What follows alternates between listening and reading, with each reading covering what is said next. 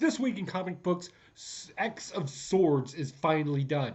It's done. I got through all 22 issues with a surprise ending.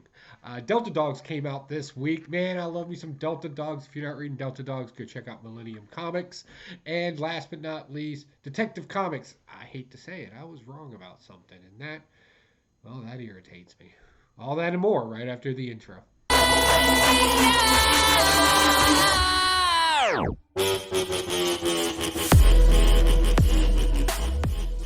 Hey, what's going on, you wonderful weirdos? I'm Pocan Joe, and as always, you're pretty cool for coming by. So from just right up off the bat, I want to thank everybody out there for watching the channel and supporting the channel. If you haven't had an opportunity, you can always like and subscribe if that's something you want to do. But I really want to express a happy Thanksgiving from the Clan Pocan to all of you and yours.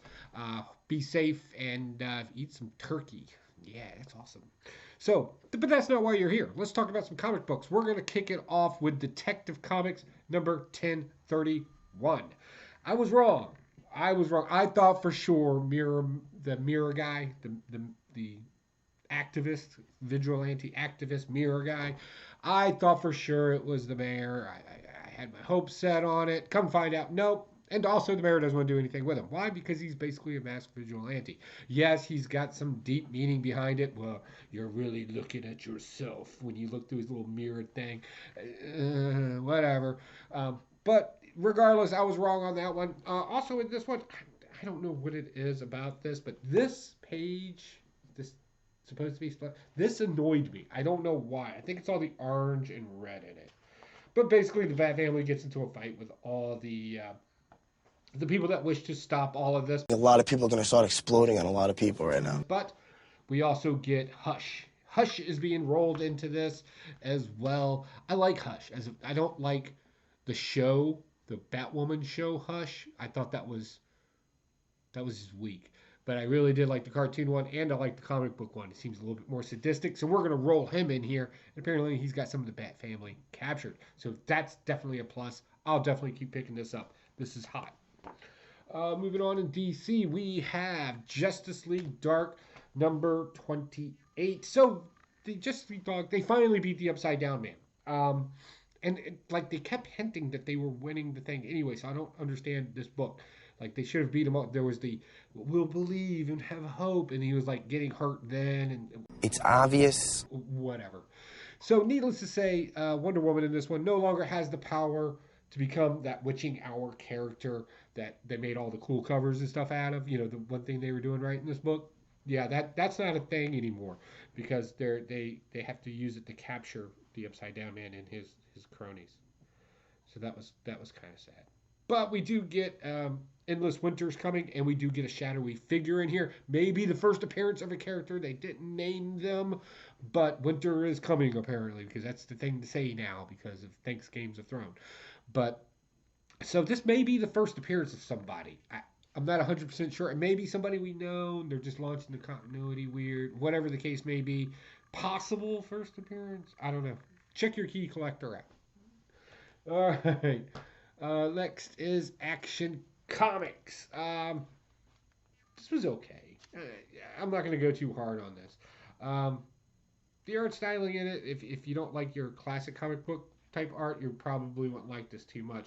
But we finally beat the Red Cloud in here, and we imprison her. And she don't look too happy about it. Like, she generally looks kind of like, She's mad weird, that chick. Right? And our invisible mafia boss, you know, the not Oprah Winfrey character I keep referring to, she's escaped. So we don't know where she's at, but the super family's going to try to find her anyway. That's pretty much all this was. And there was a lot of narrative to the effect of, I'm not even sure. Oh, yeah, Jimmy Olsen owning the Daily Planet now. Yeah, Jimmy Olsen is now the owner of the Daily Planet. Why? Hopefully they got something for it. I'm not really sure. I mean, don't get me wrong. Jimmy Olsen's a cool character. Definitely in the older Silver Age comic books, he was a little bit more relevant. But today he's basically just a YouTube influencer. Anyway, so moving on. Let's see here. Death Metal, The Multiverse Who Laughs. This is fun. So it's a collection of stories in this one. The last one in here I didn't really care for. Seemed like a lot of woo-woo and feels to it, and it just didn't make a whole lot of sense to the story and everything that was happening in it. I was able to pick up this 1 in 25 cover, which I'm super. Best story in here was the one with the super pets. Like, I'm not even throwing that out as a nostalgic reference. It was kind of creepy. Watching, just, there's just something about animals and fangs, and then you add the fact that they're possibly zombies on top of it, or evil in some way, and it's just more terrifying. So that was really cool. A lot of good stories in here. Definitely a pickup, and I'm super happy about that 1 in 25 cover. That is hot. But wait, there's more. But wait, there's more. Moving on to Marvel, I was able to pick up one of the one per store for X-Men number 15. That's right. There it is. So, so watch out for that. I'll just let you bask in that if you didn't pick it up. I understand. It's okay. So what happens in this one? Oh my God. Apocalypse and Genesis are finally about to fight. It's about to go down. So what do we get? I took account for panels. This actually happened in this comic book. Actual action panels that happened in here was a total of, let's see here, 12, 13, 14, 15, 16 panels worth of action shots in here, like sword fighting or something. Just 16. That left for a total of 96 of other people just dialoguing. We're going to go. We're going to take these people. We're not going to take these people. Blah, blah, blah, blah, blah. Back and forth, back and forth. Now we know why they made an exclusive cover for this, just to get people to buy it, because it's literally nothing but dialogue through the whole thing about the Summers family, Cyclops and Jean Grey, about going to the other world to go fight, to go get their son back. And like panel after, there were 3 or 4 pages where it was literally 12 panels of them saying, take it to a vote. One thing I'll give Hickman, he knows Roger's Rules of Order very well. Because, oh my God, this book just runs through it. And if you've never been in a meeting that follows Roger Rules of Order, take yourself some caffeine tablets. Moving on. And then things got just slightly better as we rolled into Excalibur. We were able to get a little bit more action in this. It was an all-out war. Everything went to crap because the final battle kind of sort of maybe didn't happen right way. So the otherworldly people, they bring their monsters, and the X-Men are fighting. And then, like, every available X-Men shows up. Summers family's there. Everything's getting blown up. It was awesome. Lots of splash page scenes. It was... Oh, I got to show you a couple of this stuff. Some of this stuff was awesome. Like, this was just... Oh, where are you at? I'm going to end up finding it. Also, we rekindle. We find out that, Doug, Cypher, and his wife, Moon... The Blood Moon chick? Yeah. So, like, apparently they're, like, super in love. Also, some Guardians of the Green showed up with Jubilee, because she's back in the mix to go get her son, which is a dragon, back. Oh, like, screws loose up here. That was weird. But most of all, we got the reuniting of the Captain Britain Corps, which is basically like the Thor thing, where they had, like, the frog and the different versions of them. That's pretty much what that was. So it was, anyway, all out war scenes, really good, really fun. So I actually liked that one. And then this came along, and I'm thinking, oh no, it's the last one. Oh, please be good. Not bad. More epic battles in here. And then we get like these Cthulhu type monsters, straight from a horror movie. They're coming over, like things keep coming into this battle. It's weird. Like the Summers family finally shows up in this issue along with the Captain Britain Corps. They're popping in there, armies after armies, and Genesis and her children bring in more and more monsters. It's just getting bigger and bigger on the battlefield, and it gets ridiculous. That's what you get for talking. And this is the issue where like all the X-Men show up. Yeah, this was the issue that did that. So as it went through, monsters are dying, but finally at the end, what we finally get, the big conclusion, the big spoiler, is at the end it gets decided that, okay, one person from the other world and one person from Krakoa or one mutant, that's what they said, one mutant from Krakoa and one mutant from the other world have to switch and live in each other's lands. This is not unusual historically either. This actually happened, especially during uh, the battles of the Franks and the Danes. Like that kind of stuff would happen if they couldn't marry off the kid, right? So anyway, so they get back, and Apocalypse is pretty slick, right? He's like, "I'll go. You know, that's my family anyway. I should be with my wife, family." They get the whole Helm thing under control. They can kind of rule the otherworldly, and then it comes down to, okay, so who from the other world's coming to Krakoa?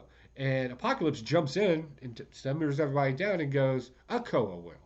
You know, the other mutant island that was taken away, that because it's technically a mutant, it's going back there, finally uniting Krakoa and Akoa, whatever the name of the other island is. They're finally been dying to be met back up, and they finally are. So that ends that storyline. Where are you going to take us next, Hickman? And do you think maybe you could speed up a little bit instead of 22 issues? That would be awesome. So there you go. Maestro broke out this week. So Hercules pretty much hands it to our guy Hulk in this one, and Hulk didn't like that too much. They did that scene where the Hulk took Loki and kind of did the bashing back and forth thing, and then called him puny. Hulk did that. I'm sorry, Hercules did that to Hulk in here, and it was still funny. It even called him a puny Hulk. It was funny. So to lick his wounds, Hulk takes off, goes away. It's a period of time. It doesn't really define it to us in a timeline. But eventually he comes back with this super sexy chick. And, you know, Everything is copacetic, and I'm just going with the flow. And so Hercules is all about that. And come find out it's Vapor. And Vapor kills Hercules. And the Hulk killed Vapor so he could rule now. And if you ever wondered why in the old Maestro books how he came into power, there's your retcon right there for that and how it all happened. Will more of this be coming out? I'm pretty sure. But all in all, it's not bad. It's a standard comic book story.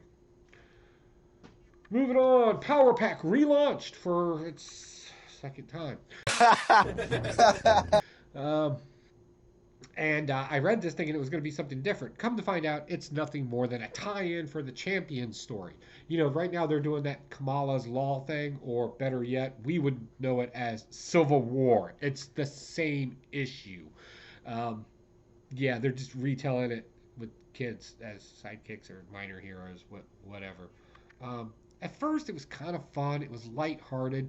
Nothing that I would normally read, but I genuinely liked it. And then I found out it's actually this whole part of the Champions thing, and I was just like, I'm not really interested in that storyline. So needless to say, the team's back together at least in this one. So that's a good thing, I guess, if you're going to be following this. Let's see here. Next, Indies. Pick of the week. Pick of the week. I've done said it. It's Delta Dogs. We've been talking about this over at Blaster Stash It. We even brought the writer on to talk about this book. This is kind of a sort of an in-between issue, but I want to be very clear, it's an important and good in-between issue. the power that was behind it. In this one, we have a character named Quan who kind of leads his cousins in a superhero battle. In this one, we actually see something we haven't seen before, a certain maturity about him, which I really enjoyed reading about in here. He's not hasty. He's taking his time. He meets up with his old gang, and his old gang all of a sudden have superpowers now too, right? So what's that all about? Where do they get their superpowers from? And we get an introduction from them as well. We're getting a lot of characters, but these characters, we are assured by the writer, will play important roles in their backstories as they're building this entire universe. We also get a glimpse of Snakewave and what he's like, and he's the villain. Like, he's the most wanted man in Virginia, right? And he's got snakes tattooed around his arm that come to life. And we see one of the younger heroes. Come to find out, he's a bad guy, right? But he's one of those, I don't know how to put it. If I treat the neighborhood good, then the neighborhood won't rat to the cops where I'm at type of mentality. Or at least that's what I got from it. And it was really cool because he paid for the kids soda and some food. And then he also was like, hey, we're having a pizza party down at the rec center. Come check it out. I love villains that do that kind of stuff, that kind of ingrain themselves and seem to be charitable and giving when they're really doing bad things in the background? Or am I completely wrong and he's really just a good guy that's being held down by another force? I don't know. But I look forward to finding out. So definitely, if you don't know, you can't get this unless you live in the Hampton Roads area. You're probably not going to get this on the newsstands of your local comic book shop. So definitely check out Millennium Comics. Link will be in the description. Go check this comic book out. You can get it online. You can also get it on Comixology. If you already have a Comixology account, they just got picked up for that. You can definitely get caught up on this. This is issue number 12. It's not too late. Get this stuff. This is good. Next, Department of Truth. So now we're going to play with the conspiracy theory of and I don't know if you've seen this or not, but it was a thing that was going around. They're called crisis actors, where you jump people from one crisis to another to create false flag operations so you can take people's guns or restrict people or whatever the case may be. We kind of play with that theory in here. And Bubba, this gets dark. Like, this gets soul-drenchingly dark.